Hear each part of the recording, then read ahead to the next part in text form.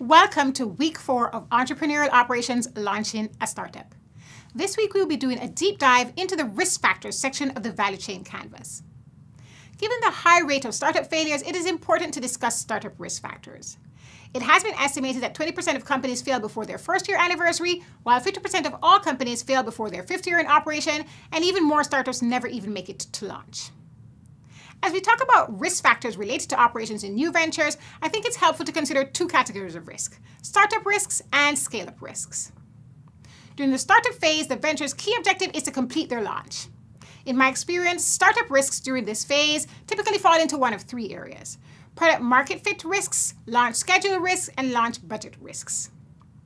In terms of product market fit risks, many startups flounder during launch because they simply do not have the operational capabilities to deliver on the value proposition promises made for their product or services.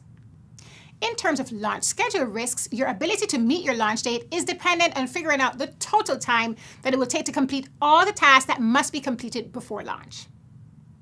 Your total time needed to complete the launch phase should include everything from identifying the market need and developing your product or service to eventually delivering the product or service to your customers for the first time. In terms of launch budget risks during the startup phase, if your venture's pre-revenue cash burn rate is too high, you can end up running out of funding before launch. Once you've identified your one-time and recurring operational cost drivers, you will have a better sense of whether or not your current funding meets your projected launch budget. During the scale-up stage, your venture's main goal is to meet the rising demand as the venture grows and to achieve profitability. Risks during the scale-up phase often arise from 3 main issues: insufficient capacity, quality failures, and poor operating margins.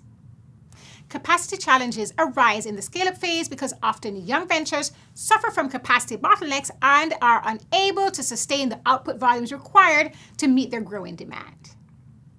As the venture scales and demand increases, quality failures often increase as well.